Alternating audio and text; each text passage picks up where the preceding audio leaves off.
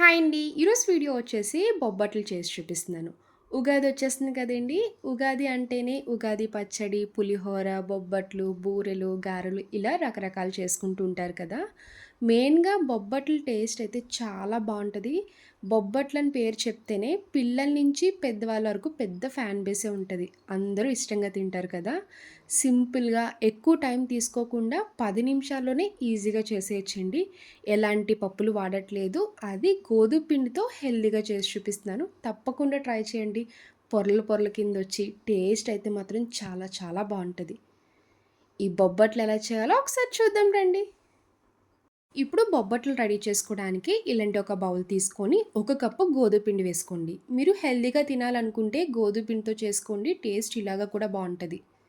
లేదు అంటే మైదా అయినా వాడుకోవచ్చు. చిటికెడు సాల్ట్ వేయండి. టేస్ట్ బావుంటది. ఒక స్పూన్ పంచదార వేసుకోవాలి. పంచదార ప్లేస్‌లో బెల్లమైనా వేసుకోవచ్చు.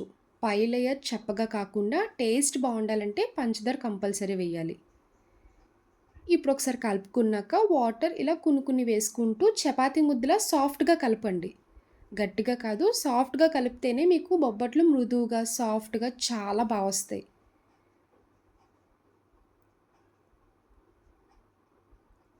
ఇలా పిండి అంతటికి కలిసేలా కలుపుకున్నాక పైన ఒక స్పూన్ నెయ్యి వేసుకోండి.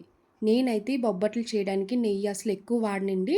ఇలా పిండిలో వేసి కలపడానికి బొబ్బట్టు కాల్చినప్పుడే నెయ్యి వాడతానండి. ఇలా పైన నెయ్యి వేశాక ఒకసారి పిండి ముద్ద కలిపి మూత పెట్టి 5 నిమిషాలు పక్కన పెట్టండి.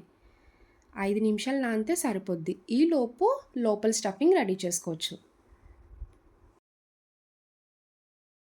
ఇప్పుడు స్టఫింగ్ రెడీ చేయడానికి స్టవ్ ఆన్ చేసి ఇలా పాన్ పెట్టుకున్నాక ఒక స్పూన్ నెయ్యి వేసుకోవాలి.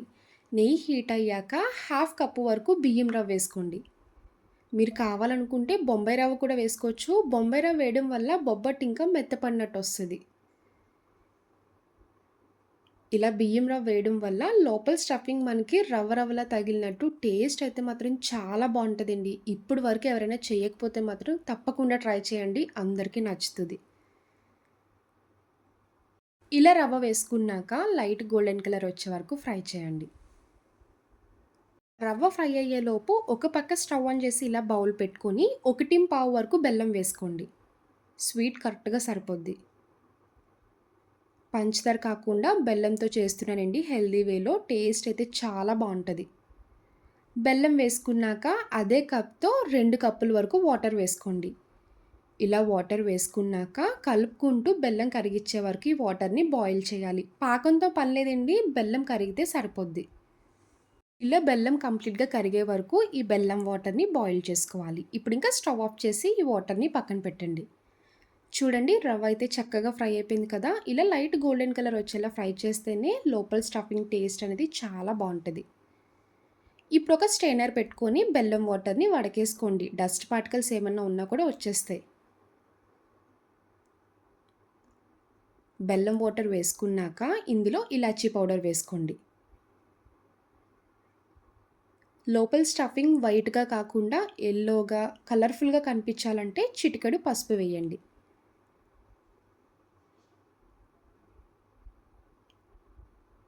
ఇప్పుడు దగ్గరికి కుక్ చేసుకోవాలి. ఇలా కలుపుకుంటూ రవ్వని దగ్గరికి కుక్ చేసుకుంటే లోపల స్టఫింగ్ రెడీ అయిపోద్ది.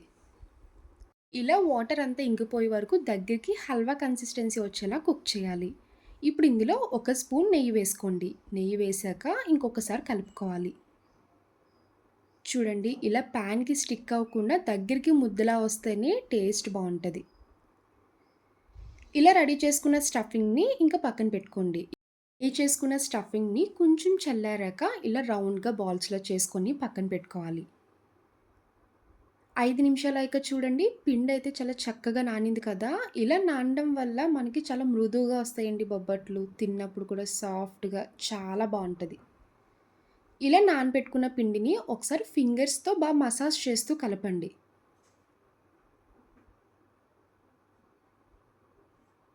ఎంత కలిపితే మీకు బొబ్బట్లు అంత వస్తాయి.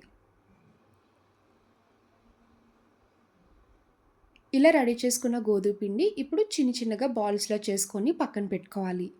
లోపల స్టఫింగ్ బాల్ ఎంత రెడీ చేసుకున్నామో ఈ గోధుమ పిండి కూడా అంతే సైజ్ తీసుకోండి. ఇలా రౌండ్‌గా బాల్స్‌లా చేసుకొని పక్కన పెట్టుకోవాలి. ఇలా ఒక చపాతీ ముద్ద తీసుకున్నాక పైన మూత పెట్టి కవర్ చేయండి. ఆరిపోకుండా ఉంటది. ఇప్పుడు ఈ పిండి ముద్ద తీసుకొని పైన పొడి పిండి జల్లుకొని చిన్నగా చేయండి ఫస్ట్. ఇలా చిన్నగా చేశాక లోపల స్టఫింగ్ పెట్టుకోవాలి. స్టఫింగ్ అనేది బయటకి అస్సలు రాకూడదండి. పైన అంత నీట్‌గా కవర్ చేయాలి. మోమోస్ చేసుకున్నప్పుడు ఎలా కవర్ చేసుకుంటాం ఆ విధంగా చేయండి. ఇలా స్టఫ్ చేసి స్లోగా కవర్ చేశాక రౌండ్‌గా బాల్‌లా చేసుకొని పొడిపిండి వేసుకుంటూ చపాతీలా ఒత్తుకోవాలి. మరీ మందంగా అయితే అస్సలు చేయకండి. కొంచెం పల్చగానే చేసుకోండి. పల్చగా చేసుకుంటే 4, 5 బొబ్బట్లన్నా తింటారండి. చాలా బావుంటాయి. ఇక్కడ అస్సలు మనం నెయ్యి వాడక్కర్లేదు. ఇలా పొడిపిండి వేసుకుంటూ రెగ్యులర్‌గా మీరు చపాతీ ఎలా చేసుకుంటారో ఆ విధంగానే రెడీ చేసుకోవాలి. చూడండి థిక్‌నెస్ కూడా ఇలా కొంచెం పలుచగా ఉంటేనే బావుంటది. ఇలానే అన్ని బొబ్బట్లు రెడీ చేసి పక్కన పెట్టుకోండి. ఇప్పుడు స్టవ్ ఆన్ చేసి ఇలా పాన్ పెట్టుకున్నాక పాన్ బాగా హీట్ అయ్యాకే అప్పుడు బొబ్బట్టు వేసుకోవాలి. మీరు చపాతీ ఎలా కాలుస్తారో ఆ విధంగానే కాల్చండి. ఇలా వన్ సైడ్ కుక్ చేసుకున్నాక రివర్స్ చేసి అప్పుడు పైన నెయ్యి అప్లై చేసుకోవాలి. చూడండి బొబ్బట్టయితే చక్కగా పైకి పొంగుతుంది కదా! ఇలా పొంగడం వల్ల మనకి బొబ్బట్లన్నీ కూడా చాలా సాఫ్ట్‌గా ఉంటాయండి. మీరు మార్నింగ్ చేసి అలా ఉంచేసినా గానీ అస్సలు గట్టిపడదు. అంతే సాఫ్ట్‌నెస్ ఉంటది. చేసుకున్న బొబ్బట్లన్నీ తీసుకొని ఇలా ప్లేట్‌లో వేసుకోండి. చూడండి ఎంత టేస్టీగా ఉందో చూస్తుంటేనే నోట్లో నీళ్ళూరిపోతున్నాయి. ఇంత మృదువుగా ఉంటే ఎన్ని బొబ్బట్లైనా తినొచ్చండి. చూసారు కదా! లోపల లేయర్స్‌లో ఎంత వచ్చిందో. పండగ టైంలో బొబ్బట్లు చేసుకోవాలనుకుంటే మాత్రం ఇలా 10 నిమిషాల్లో చేసుకోండి. ఈజీగా అయిపోద్ది. టైం కూడా సేవ్ అవుతది. చాలా అంటే చాలా వస్తాయి. చూసారు కదా! ఒక కొత్త మెథడ్‌లో మీకు బొబ్బట్లు చేసి చూపిచ్చాను. లోపల స్టఫింగ్ అయితే మాత్రం సూపర్ ఉంటది. డెఫినెట్‌లీ ట్రై చేయండి.